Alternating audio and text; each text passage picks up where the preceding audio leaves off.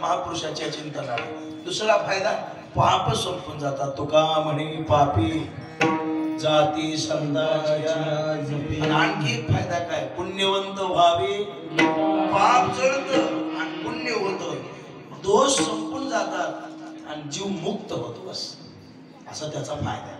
तयाच्या चिंतने एक तुका म्हणे पापी पुण्यवंत व्हावे आणि आपल्या जीवनामध्ये स्थिरता प्राप्त होते। आपण ज्या महापुरुषाचं भजन चिंतन करायलो त्या महापुरुषाची आपल्यावर कृपा होत असते। काय होते? कृपा होते, बस। ज्ञानोबरायचं भजन केलं की ज्ञानोबराय खुश होतात, तुकोबारायचं भजन केलं की तुकोबारायची आपल्यावर कृपा होते, राधा राणीचं भजन केलं की श्रीकृष्ण परमात्मा आपल्यावर कृपा करत असतात। असं भक्ताचं भजन केलं की देवाला फार आवडतं। भक्ता विण देवा आवडते काही, त्रिभुवनी नाही आण तुझी। देवाला दुसरं काहीच आवडत नाही। देव म्हणतात ज्ञानेश्वरीमध्ये, ते प्राणाही परवते मजा आवडते निरुते, जे भक्त चरित्रा ते प्रशंसिती। ते माझ्या प्राणापेक्षा मला प्रिय आहेत कोण? जे माझ्या भक्ताचं भजन करतात। आणि काय नवले आज बघा, एकेकाळी ज्यांनी तुकोबारायचा कट्टर विरोध केला, तुकोबारायला ज्यांनी फार त्रास दिला, महाराजांच्या साधनेमध्ये अनेक वेळा तुकोबारासारख्या महापुरुषाला ज्यांनी हाताश केलं, पण ती रामेश्वर महाराज आज तुकोबारायांची स्तुती गातात। हे पहा, एक मुद्दा आहे का, कोणी कितीही आपला विरोध करू द्या, कोणी आपल्याला कितीही नावं ठेवू द्या, तुम्ही चांगलं वागत चला, एके दिवशी निंदा करणारा तुमच्या पाया पडल्याशिवाय राहणार नाही। फक्त तुम्ही चांगलं वागा। त्यानं निंदा केली की हे धोतर खोल आले, त्याच्यातून आपल्याला काय करायचं? ते वाईट म्हणलं की हे त्याला वाईट आणि ते त्याला, मग नाही, मग त्याच्यातून याच्यात काही फरक नाही। ज्ञानोबराने ज्ञानेश्वरीत उत्तर गोव्या केलेले आहेत काही, दक्षिण उत्तर माहुता मेरू जैसा पडलो सुता, सुख दुःख प्राप्ता मध्यस्तुजू, जो खांडावया घाव घाली, कालावनी जयानी केली, दोघा एकची सावली, वृक्ष दे जैसा। असं आहे बघा त्यांचं जीवन। शीतोष्ण समदुःखेषु असं म्हटलेलं, समसंग विवर्जिता। ज्यांच्याजवळ कोणी शत्रू नाही, कोणी मित्र नाही, ते असे सदैव आपल्या अखंड स्थितीमध्ये वास्तव्य करत असतात। आणि त्या महापुरुषांचा काही लोक अज्ञानाने, रामेश्वर शास्त्रीचा विरोध केला तो जाणतेपणाने नाही केला, अज्ञानाने केला। विद्वान होते, पंडित होते, दशग्रंथी ब्राह्मण होते, जीवनामध्ये काही त्यांच्या कमी नव्हतं, ऐश्वर्य होतं, साहेब शिष्य समुदाय होता, शाखा होत्या, पुन्हा विद्वान म्हणून त्यांची जगात प्रसिद्धी होती। पण माणसं वाया कशाने जातात सांगू का? ज्ञान असून सुद्धा दुसऱ्याचा द्वेष केला की मनुष्य वाया जातो। श्रीमंत असून गरिबाची निंदा केली की त्याच्या श्रीमंतीचा मोठेपणा उरत नाही।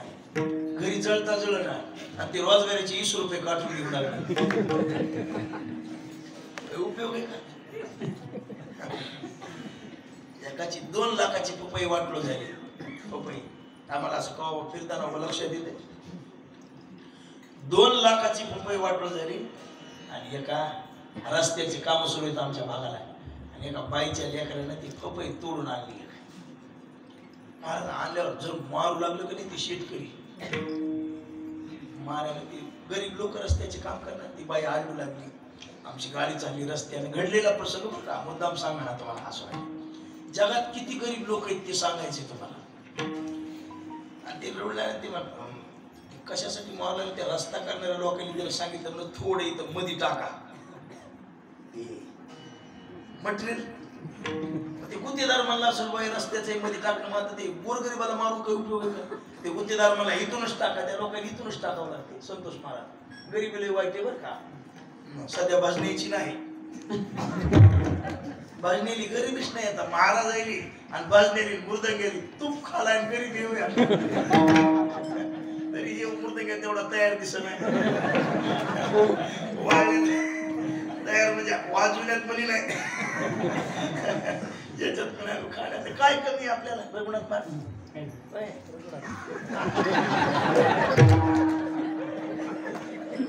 हसण्याचा प्रसंग नाही, हे ज्ञानोबर आहे, तुकोबाराची कृपा आहे गुरुजी, काही खाला कमी नाही। आता हे माणसाने दुःख भोगले आमच्या बाबाजीने. अहो यांच्या काळात त्यांना खायलाच नव्हतं आळंदीला गेल्यावर. आळंदीला गेल्यानंतर ह्या मंडळींना मधुकरी मागावं लागायची. आम्ही मागितली, पण आमच्यापेक्षा त्यांचा काळ म्हणजे भीषण काळ आणि अन्नाला माणूस. आता ह्या काळामध्ये तसं नाही बाबाजी. एक सप्ताह केला की 10,000. एक सप्ताह. हे ज्ञानोबाची कृपा आहे. आपल्याला कोणी जग देत नाही बाबा, आपली कला आपल्याला देत असते. आज कोण मृदंग्याला, हे मृदंग्या नुसता येऊन बसला तर कोण पैसे देत? वाजण्याला पाहून देव आपल्याला देत असतो. म्हणून परमार्थ करणाऱ्या माणसात पैसे घेणाऱ्याची कोणी निंदा जर ह्या काळाला करीत असेल तर ओळखा, हे माणूस मूर्ख आहे. मग छान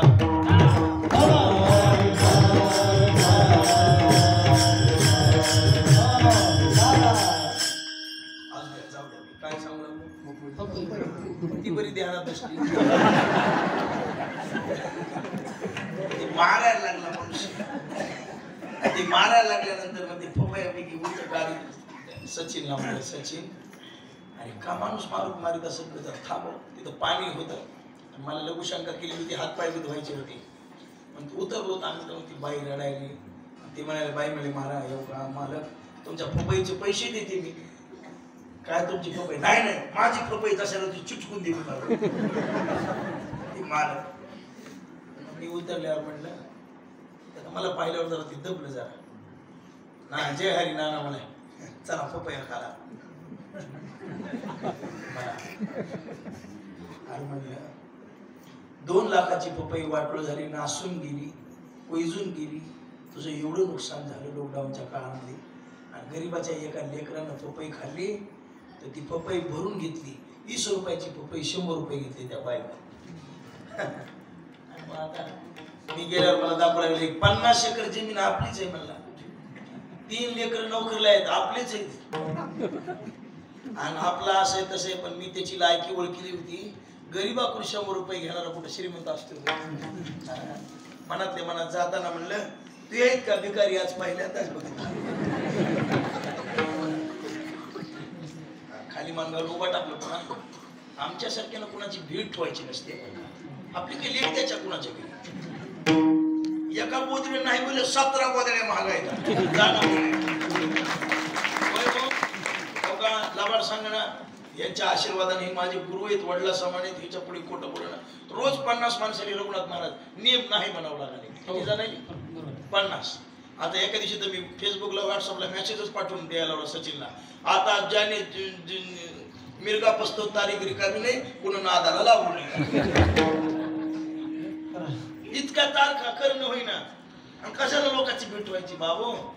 अन्याय विरुद्ध लढायला शिका. एक कुठं अन्याय होत असेल तर बाहेर मागं सारायला शिका. आणि कुठं दुःख असेल तर डोळे पोसायला शिका. वागो. हेच परमार्थ झालं मोकील. हो असं आहे बघा. काय सांगू तुम्हाला आता. पण असे बरेच असतात. पण जगामध्ये महापुरुषांचं जीवन हे श्रेष्ठ. रामेश्वर शास्त्री विद्वान पंडित होते. पण तुकोबारा यांची वाढती कीर्ती, त्यांचा वाढणारा मान सन्मान लोकांच्या डोळ्यात खूपच असतो. आणि ऐका, जगात त्रास होतो कोणाला? चांगल्या वागणाऱ्या माणसाला. वाईटाला नाही. दुर्जनाला लोक हातावर झेलतात. आमचे विठ्ठल प्रसाद धर्मपुरीकर सांगत होते की या काळामध्ये त्रास कोणाला होईल म्हणले? जे माणसं चांगलं वागते त्याला. पण ते म्हणायचे, पोरो आनंदानं खायचं असलं तर लई चांगलं वागू नका. तुम्ही ताळ्यावर आहोत का? मी काय सांगितलं मला कळलं नाही की या जगात जास्त त्रास कोणाला? चांगलं वागणाऱ्या माणसाला. तुकोबारा चांगलं वागणारे.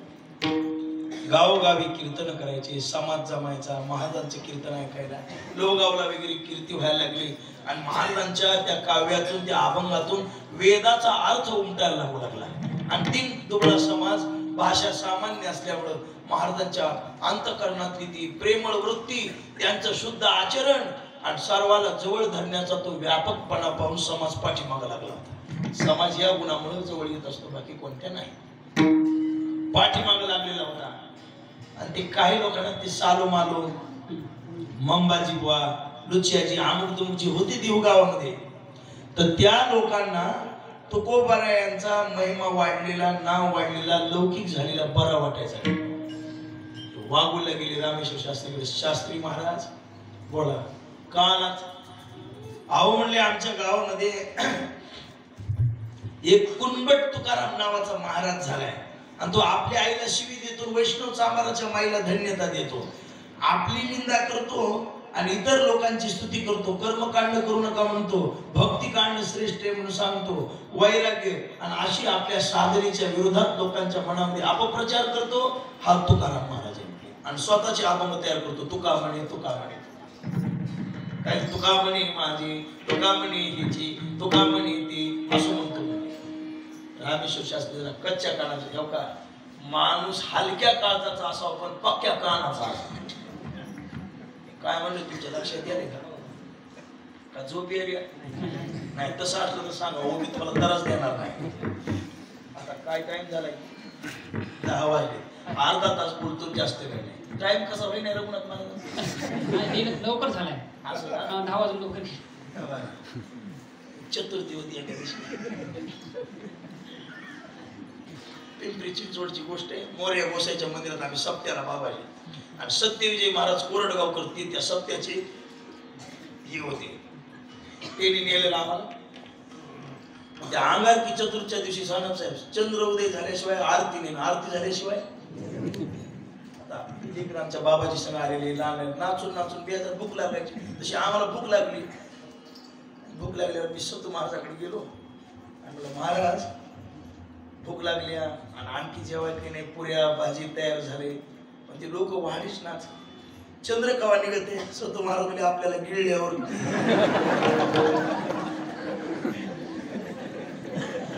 ते काही रोवाय बसलाय का बाबा, आपल्याला गिळाय बसलाय. तसं आज टाईम विठाला विठाला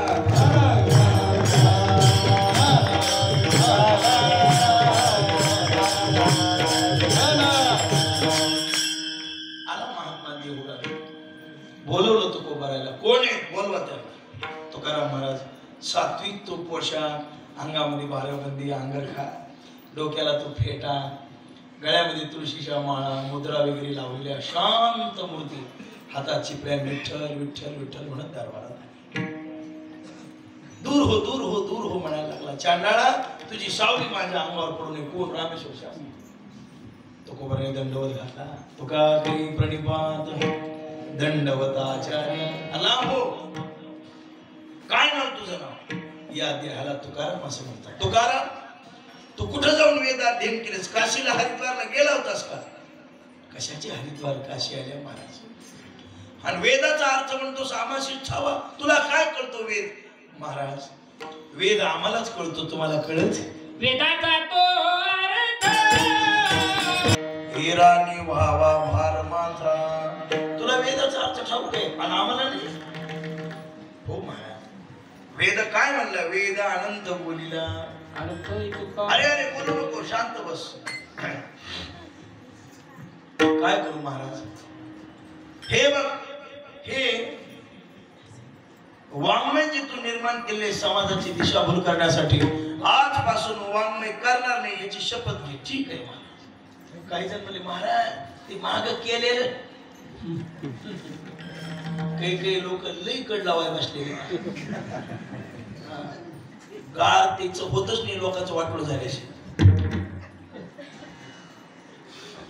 एक जणाच्या भावाचं पोरग त्या ह्याला नापास झालं. काय MPSC हा स्पर्धा परीक्षा बेजार व्हायले एका टक्क्यावरूनच गेलं म्हणून 4-5 टक्क्यावर काही गेलं असं चुलता फटाकड्या वाजवून आलो.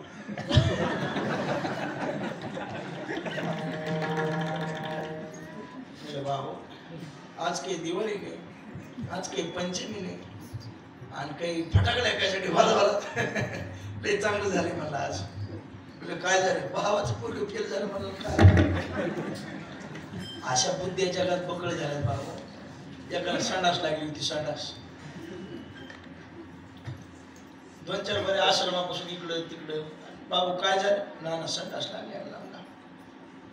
ती मामी गोळ्या दिली. ती MPW डॉक्टर नसतात ना, ते आमच्या आश्रमात जास्त येते. ती गोळी दिली. म्हणले गोळी खा. दिली. मला सकाळपासून असल्या 3 खाल्या तरी राहिली नाही. त्याच्या पोराला फोन लावला. बाबू अरे बाप फार गळून गेलाय, आणि त्याला शौच लागली, बाहेर दवाखान्यात वगैरे नेऊन आण म्हणला. ना सकाळीच आणले. म्हणलं संडास कशी काय लागली? काही नाही म्हणला, चुलत भावानं ट्रॅक्टर घेतलं तेव्हापासून तसं झालं. असे जगात खूप लोक आहेत. विठाला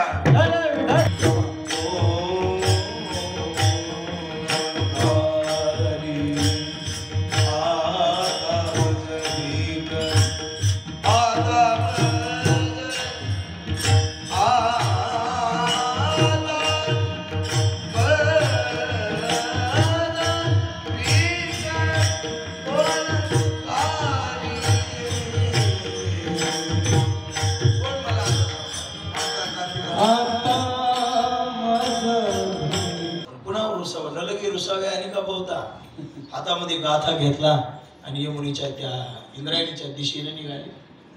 आणि इंद्रायणीच्या ढाम बघा, स्वतःचं मूल 10-12 वर्ष सांभाळून जर पाण्यात फेकायची वेळेवर जेवढं माईला दुःख होतं तेवढं तुकोबाऱ्याला दुःख झालं.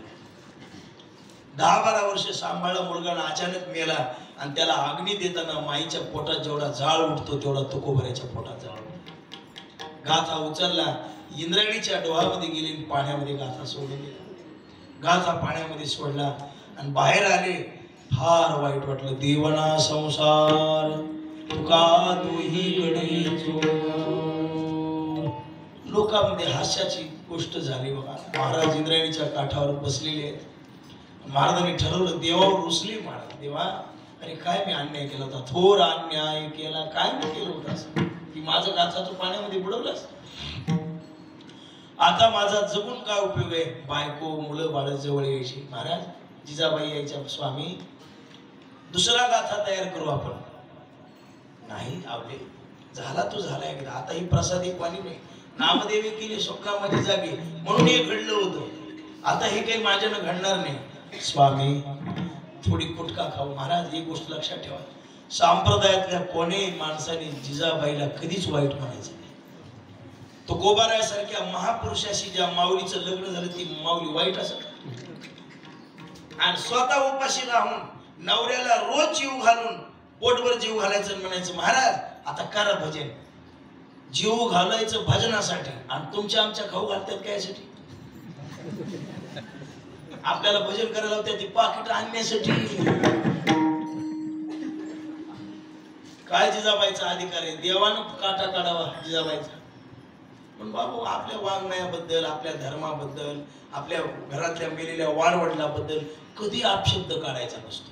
एरपट आपलेच उठत येत कृष्ण असला, अरे तो कसलायस बघ की तू एक घोटाळे सर ना, तुला 15 मेसेज यायलेत रोज आणि तू या नाही घालास कृष्ण वाईट आहे म्हणून.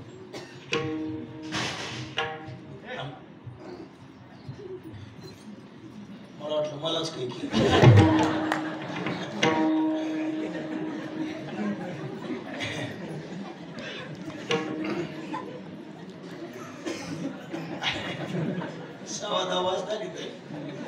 लेकर चांगली आणखी झोपलेच नाही. ते गाव झोपी घालून झोपत येत. आमच्या आश्रमात भलता तारा सप्त्या वारकरीची टंगडी बांधणार, अंगावर बुकण्या टाकणार, रात्रभर काठी घेऊनच बसावं लागते मला. काय लेकराचा तरच भलता. पण बाबू एक गोष्ट ऐका, जीवनामध्ये आपल्या धर्माबद्दल कधी वाईट बोलू नका. हे सांगू लागलो मी तुम्हाला. आपल्या घरातल्या मेलेल्या माणसाबद्दल किती वाईट असला तरी तो मेला ना त्याला वाईट म्हणायचं नाही. उठतीत लोक आमचा धर्म असला आणि त्याचा. अरे बाकीच्या धर्माची लोक बघा, कोणी निंदा करू लागला तर त्याच्या समोर जाऊन किती त्याची फजिती करतात ते. तुम्ही आम्ही सोडलं की आपल्या घरचे निमे लेकर देव नाही म्हणाले. एक वकील आलता आश्रमात. वकील येते आश्रमात आल्या. 2-4 मित्र पाया पडले देवाच्या. अरे साहेब पाया आपण पडत नसतो म्हणला. म्हणजे का आपल्याला देवच मान्य नाही. तू इथे बियाचाच नाही सर, तुला मान्य कसं? ज्याला देव मान्य नाही ते बी पाकिस्तानचं.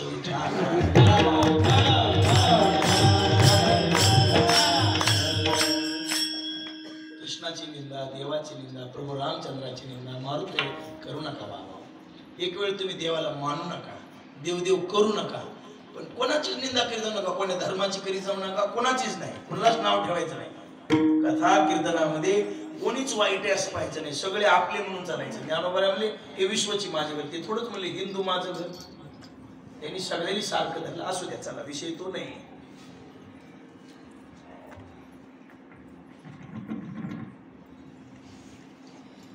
जिजाबाईंनी जवळ यावं रोज. महाराजांनी अन्न पाण्याचा त्याग केला आणि 13 दिवशी 13 दिवस झाले निश्चक्र करिता. आणि 13व्या दिवशी बाळवेश घेऊन श्रीहरी भेटला. विधीचा जनिता तोची 8वा दिदला.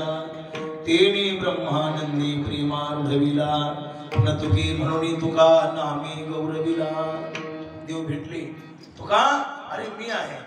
आणि मग तुकोबाराय म्हणतात 13 दिवस झाले, 13व्या दिवशी गाथावर आला. कसा? जळी दगडा सहित